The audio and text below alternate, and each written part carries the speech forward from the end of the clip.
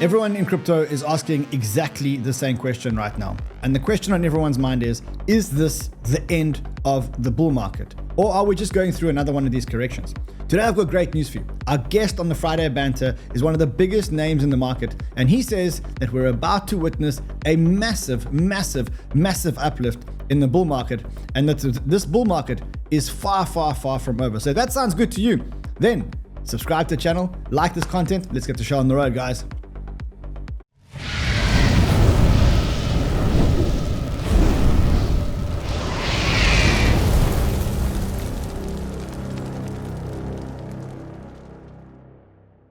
It's so nice on a day like this to hear that this is still a bull market, because after the moves of the last couple of days, I swear it feels like a bear market. The sentiment is at an all-time low.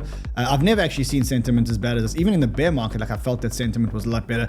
People are capitulating. I guess that big liquidation event earlier this week really got people outside of crypto. But hey, as I said, today's guest is a massive bull. He says that we have another massive leg up, and it's going to happen very soon. So I know we all want to get into the meat and potatoes of the show, but before we do, I just have to remind you that the Friday banters are all sponsored by NordVPN. And I keep saying to you guys, if you're going to be in crypto, you need a VPN to mask your IP address so that hackers, governments, don't all get into your business and understand who you are. You want to be surfing anonymously.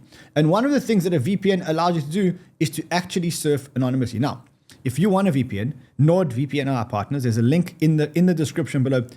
Just get this. For $3 a month, you can protect your crypto. $3 a month. That's all it costs to actually protect your crypto. Click on that link over here. $3 a month. Protect your crypto. Protect your IP address. Make sure nobody sees it. It is one of the most valuable tools in crypto, and it does keep you absolutely safe. All right, now with that out the way, I don't want to waste any more time. I'm going to get straight to the guest, and I'm going to ask him the question of the day. Henrik, question. What's the chance that the end of the bull market is here and that we're in the beginning of a bear market? Be honest. There's always a chance or risk of that, but I don't see it. I mean, I've called the 6,500 for quite some time. If you've been following me on Twitter, and that's what I stick to on S&P. So I don't see it here. I think something very bad is still coming, and Titanic is definitely beginning to sink, but it's not there where we see the stock market is rolling over just yet. So I don't think the top is in here. So specifically, when I look at crypto, like what's the chance that the crypto bull market is in? And the reason why I say that is we had a very early beginning to the cycle. We had the ETF. You remember when the ETF was approved, the Bitcoin hit an all-time high very early in the cycle. We had a great run on Bitcoin. It feels like the market's got what I call market fatigue or market exhaustion right now. No good news can move the market.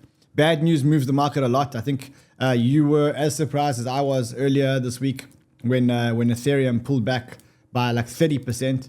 Those are all signs of like extreme market fatigue. And I want to remind you that generally when markets collapse and people land up holding bad coins, it's because they're always waiting for that one more leg up, right? And it just feels to me like everybody's waiting for that one more leg up. And I'm just worried that if everybody's waiting for the one more leg up and everybody's holding onto their altcoins for that one more leg up and then they're going to sell, that one more leg up may never actually come. And so, like, I said there's probably a 25% chance that the cycle's topped. Keen to hear what your view is. I gave it less than 5%. Less than 5%. So you think we're definitely gonna? Yeah, there's no indications for me that the top is in at this point here. I'm looking at various indicators that tell us that the top is in, and I also still think that we're going to have a fantastic all season actually. So the things that we need to factor into this. I mean, I'm the one saying the economy is going to fall into a recession, and I'm dead certain that that's going to happen. I can tell you, things are not looking great. When we come to the stock market though, and we know that will top out somewhat before. Then there seems to be some more upside. And if you look at the close of where we are today, we just pushed it right up above the 50 daily moving average again. We have had, not so long ago, we were just below. That is for me a technical strength above a trend line also on the S&P, which gives us that we have some extra leg up. And I can also try to just share my screen here so you can take a look at that and see what I can based on what we see. Hang on for 1 second. Let's see what I I can show you here. So if we go into the S&P here, and what we have here is the very, very big pattern, which is the one I've been following. And what we need to notice on the long-term perspective is that we have negative divergence on the weekly chart here. This is why I've said all along, this is going to have a painful end, and there's going to be an end to it. But we're not there yet. And just to remind ourselves how things are looking, when we got these negative divergences on the weekly, we should start to pay attention. And even if you go back to 2007, you'll see exactly the same that we saw here, even with a panic spike in August, like what we had this year. But there are some Fibonacci levels that needs to be reached. And if we move in on the shorter time frame here on what we have seen so far, now it's a very busy chart here, so I can maybe take a little of this out of it. But if we look at that, well, you have a trend line here, which was now crossed. We then push down to it again, and this actually looks very bullish. And in my count here, this is a very strong, wave 1. Then you've been grinding up in a wave 3 here. We have had a wave 4 down here, pushing up here in an A, B, and now the C wave up to the final one. So I say 6,500 is where we're going to go, and we're going to have and maybe even, I would say there is a chance I have to lift it even more, but my 6,500 is another 6-7%, and I could even see that there is a chance we could get all the way to 6,700. And when I look at the Nasdaq, I'm even more bullish there. So I'm extremely bullish at this point here. This is a fantastic setup as we have right now. Everybody is so afraid, and you've been pushing up above some of the key trend lines. You have the 50 daily moving average right here. What's to worry about? What we need to see that it's touching down on this sometimes, and then it moves further. And if I see this correct, well, then we have another 14% maybe to the upside on the Nasdaq. So I'm not too concerned of what we see at this point here. I think we have a very good setup for a bull market, especially because we need sentiment to be negative in order for it to move higher. If it was all bullish, things would not look the same. So take me to Bitcoin. Those charts on the stock markets look amazing, but show me a Bitcoin analysis, and then I actually want to see an altcoin analysis, to be honest. So let's just get your screen back. I really want to see what you see in the Bitcoin charts, and then also I want to see the altcoin charts. So if you look at first of all, if you look at a very long time frame for Bitcoin, then there is a very clear pattern, to me at least, which is called an expanding diagonal on a very long time frame. We can discuss what the meaning of that is in a longer perspective, but this is a monthly chart, and this is what has been guiding me all along. So when people were so negative here, I said, no, we're going to have a strong move up here, and we're going to see 100,000 in 24. We did that, and now people are so negative here. This is the fifth wave we need. We need the fifth wave. And if you look at these things over here, we'll also know that my target, which has been 123.25 all along, with a potential of going up to 140 even, well, that is what I've been looking for. This is the monthly. If we then move in on the weekly chart, well, then I'm looking somewhat like this. We actually had the bottom of what is called wave 4 here. We see how it's actually very nicely going down to this level, a double zigzag kind of thing. We move up, we see that we have a higher high here now. This is a higher low than this. And everybody is so negative right here. This to me looks like what we had also in 2021, where we had exactly the same kind of setup into the all-time highs. And if I go back and take a look at that and say, what is that we can look at in terms of that? Well, this is 2021. What you had here, you had a rising wedge that it's called right here. And you had the alts market actually following Bitcoin up to that top and actually extending it after. So I think Bitcoin has just moved out of this, which means the Solanas and the likes are here. And then we have the WIFs and the memes all the way down here. They will catch up, but the Solanas and the ones will be what drives it in this phase here. First, we need Bitcoin now to get its act together and move a little higher, and then we'll be in the final phase. So I say we are now in a wave 3 actually. This is where we should see this pickup of the Bitcoin driven part of it, and then we should move into the next phase, which is the wave 4 and the 5th. And if you look at it on a shorter time basis, well, we also have some strength there. I mean, we had a very, very powerful move out here. Now it's been testing down on a 61 here, and now we're testing this trend line here. Let's see if we don't go higher here. I'm extremely bullish at this point for crypto and for Bitcoin. And how then you long, talk about an alt. Before we go into altcoins, how long do you see that before we get to the end of that blow off top? I mean, the charts are quite zoomed out. So like when do you, what kind of time frame are you talking about? Is it a 3 month, a 1 month, a 6 month? Let's look to history, because we, like human beings, we will always do the same mistakes and the same, doing the same things over and over. This was around March, let's say end of February, early March in 2021. And you had the top in Bitcoin in April. Okay. And we remember, and we could also see that the altcoins had moved out. So all the bigger ones back then were, up at these, levels. They had quite a correction here. This is quite a correction, but we did not see the move here. But if you're asking me about how long, then I said, well, if we are, like a month earlier this time, well, my guess would be that we will be a month earlier here as well on the Bitcoin top. That means that a top in mid-March, end March could be on the table if we follow sort of this kind of pattern. Okay. So I mean, you're talking about a very short time frame. You're talking about a month or a month and a half until the top. Yep. But right. That's in line with what we've seen. I mean, if we look at the bigger timeline here, we are getting close to it. It's exactly this pattern we have here. We have an extra upside for up to the 123.25, maybe the 140. And a pattern into this would normally develop like this. This is very often a pattern we see into a very significant high, and we should also then start to see some divergence on it, which we'll see when we get up here. we need to see, but we should see now this move up here, and people will be so over ecstatic and when we get up here and talking about 250,000 or 1 million and so on. That I don't think is going to be the case. There is a chance that we get to 140. And I could see a crazy situation where this actually now moves up straight up to 140 here, and then we'll have maybe a 250 target. But for now, my target stands at 125 with somewhat of this look here. And then in that kind of scenario, when would we get alt season? Because if you're talking about like the top of the cycle being in a month and a half, when does that give us time to go to alt season? But the alt season, that's just like what we saw here. So when the Bitcoin was here, the alt season really started at this level. I mean, we have had already the first. If you look to Solana, if you look to Sui, if you look to some of these, you'll see that we have already seen a good move there. We have not seen it in the memes just yet, but they are the laggards. They are catching up. So they are actually right at the start of that move, as I see it. So then we have the alts that will be leading. They have been now correcting. And if you look at the Solana, I mean, it looks so extremely bullish to me. If you look at let me just see if I can get it here. If you look at this pattern here, let me just get it up. You have a very nice bull flag here. You move above it, you double test it here, and then you move on.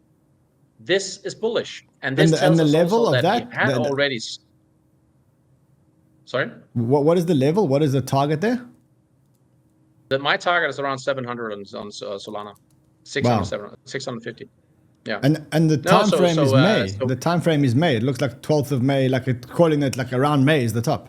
This is based on some Fibonacci extensions where say you can, based on how long other parts have taken. So but this can be May, it can be April, it can be something. But yeah, we could see, as we also look at it here. If you go back in the, if you go back to the kind of the book here, we see that we would see that the altcoins top out later. So if you get a top here, let's say end of March, you can get into late April here on the top on the altcoins.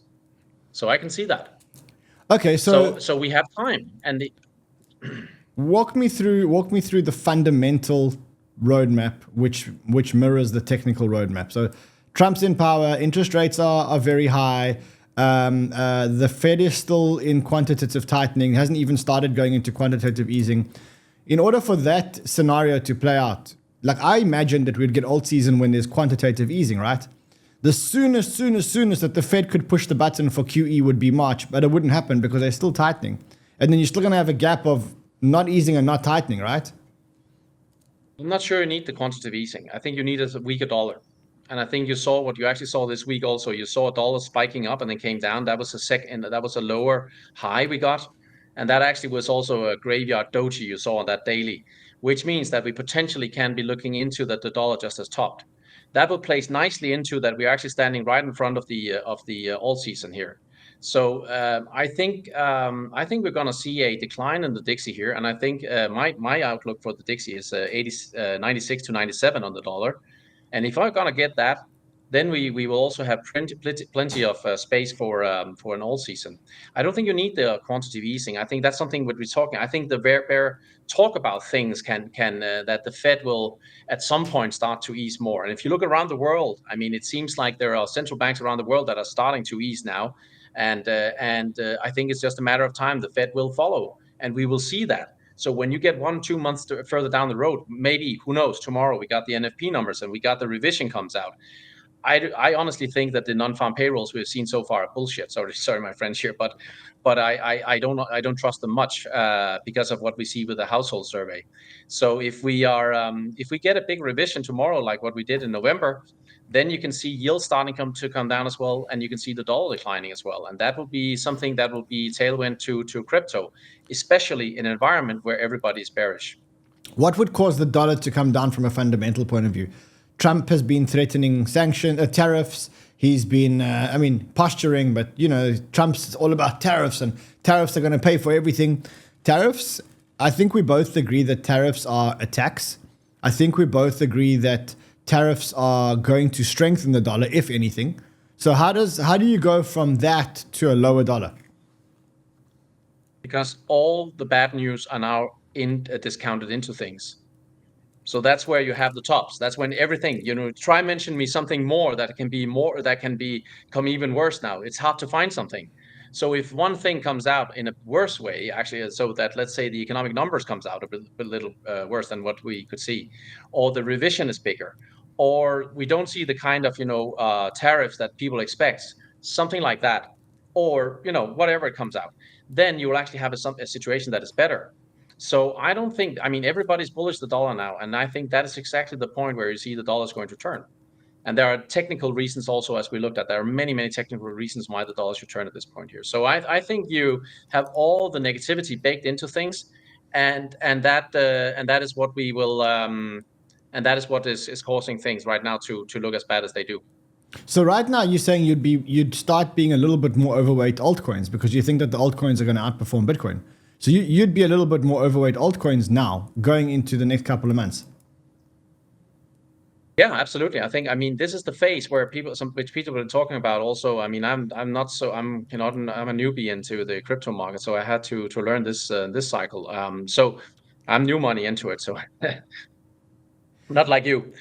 So I think this is the trending or the grinding up of Bitcoin that altcoins will like, because in my world, as I see it, well, people start to think, okay, so the Bitcoin is becoming a little overpriced here. It's above around 100,000. And you've got so many other altcoins out there, and maybe there's this about AI, which Trump is focusing on, and so on and so forth. So I think you're going to see that, and I think you're going to see that rotation from Bitcoin into altcoins, into the Solanas, into AI, something related altcoins, and then you're going to see it further on into others, into the memes. By the very end of it, I think you're going to see the hysteria or the euphoria that you're going to see into all these tops every time. I wish I agree with you that it's not the top of the cycle. I agree with you that there will be an altcoin run. I don't see how an altcoin run happens with so many different altcoins. I'm just thinking like you got 37 or 38 million different altcoins. Just think about that. 3.7 million different altcoins. Where does one get the liquidity? There's 37 million altcoins and 1 million altcoins launching every single week. Where does one get the liquidity to pump up all these altcoins? Just for me, it's just a maths game. Like, where do you get so much liquidity to pump up every single one of these altcoins? I just don't. I'm a maths guy. Like, money in, money out. X amount of money, X amount of bottles. That's what it is. I just don't see how the liquidity comes in. I actually tested this with the amount of altcoins that you have, and a lot of them is actually these are the ones that have been introduced, and then a lot of them have been actually shut down or died out again. So I don't think that's the number of active ones if you look into it. But anyway, there's a big number to it. Anyway, yeah, I give you that. And the thing is, of course, it will be there will be a dash for cash here. I mean, in terms of the whatever kind of project you have will be, trying to attract as much get so much attention as they can, and then it will not be all altcoins that will do well on all all memes that will do well. But I do think that there will be a few, and I think the few that you see in the top 100 right now will be the ones that can also do well. And again, we have to consider that if I'm right on this, what I'm talking about with the markets, then we may see a 10 trillion crypto market altogether. 10 trillion. If Bitcoin takes up, 10 trillion is about what you can see. And we had 3.1, we're around that right now, or just below. And if you're going to see Bitcoin going to the 120 something thousand, it will take up, I think I can't remember how much it is, 2.6 or something like that, a trillion, and then you'll have a lot of money going on. And if you look at the Bitcoin dominance, it seems like we will have, at least as I look at it, you will have a fantastic run there. So I'm waiting for I think there's a lot of catalysts out there already, and people saying, oh, it didn't happen immediately, so something must be wrong. And sometimes that's not how it thinks it's working. I mean, momentum is building up. So now you have the U.S. administration all for this, and you have everybody is talking about AI and the technology and all that. I think that is the momentum that is building up, and all of a sudden there will be the slightest fuse can kick this off. So it has to be in this part of the rally. So just one thing, it has to be, as I showed also earlier, it has to be Bitcoin that takes the next initiative. But I think after that you're gonna see altcoins actually taking over. Again, I mean, I agree with you, and I know that usually when everyone is scared, that's when the markets actually turn. But I just don't see what the catalyst in the market could be. Everything's out there. The strategic reserve is out there. The sovereign fund is out there. The Trump's tweeting about crypto is out there. The crypto czar is out there. The Bitcoin strategic reserve is out there. What could possibly get this market to go up? But it's already going up. That's it. I mean, it's correcting now. And you remember after the ETF also, we got a negative response to some of that. And then, here we are about above 100,000. I think it's about people are saying they have been front running this and it's going to be fantastic. And, think if Trump gets to do this. So everybody's been front running it. And when it actually happens, then the market needs to absorb that kind of energy first. And then it continues the moment when everybody is capitulating. And that's what we see right now. The capitulation is there right now. So I think you have the triggers, you have the catalyst. It's just about it needs to absorb it a little more. And then we need the dollar to move lower, because the dollar is right now so strong that it's keeping things in check. But if you get that down to around 100,000 and lower, okay, there'll be quite a nice rally. I'm going to go with your thesis, and I'm going to go with your 140,000 by May, just for simplicity. What happens after that? So, okay, we hit the 140,000 in May. The altcoins peak in May. Walk me through June, July, August. So nothing drops in a straight line. But it's about what will happen to let's say I also have it right on that we get a recession. I mean, if you look at the U.S. economy, everybody's talking about the labor market. Nobody talks about the housing market. You have the lowest activity in the housing market we have seen outside of a recession. I mean, the number of existing home sales is so ridiculously low. I mean, we can compare it to the U.S. at the time where there was 70 million fewer people in the U.S., and we are at somewhat that level. I mean, the amount of home sales and the mortgage applications that are coming in is just so low. Why? Because people cannot afford it. And if you look at credit card delinquencies and so on, so the consumer is struggling. I don't see that strong economy everybody is talking about. I see a very, very, very, I see something that can break down in any moment, because it's about the consumer by the end of the day. So if I get that right, that we're going to see a consumer actually starting to weigh in on the economy like that, then you will see a decline in some of these risk assets. I mean, Bitcoin and cryptos are, those are the ultimate risk assets. They yield zero. So if I am in need of cash, why would I hold any of that? I would sell them. And I would see that a lot of people will come in. I mean, as an individual, you may think, oh, I can afford it, I can do it. But there will be a lot of people also just feeling scared that will start to sell it off. So I could see that we'll see a rather sharp decline in Bitcoin, and I think some of the alts are just going to get destroyed. Okay, so we're holding our Bitcoin bags, we're holding our altcoin bags until May or June, and then as soon as we see the decline, that's far out. I'm saying let's say March and April to begin with, and let's see where we are. It's more about the levels for me than it is about when. Okay, amazing. And then I'll get you back here, I guess, in March or April, and we can have a discussion about what happens in. Deal? That sounds fantastic. All right, fantastic. So that's what we're going to do. Absolutely. Brother, thank you so much. I think let's keep it short and sweet. I think you've given us a lot to think about. Much love from me, much love from the Banter fam. To you guys, we shall see you guys again on Monday. Until then, trade well, my friends.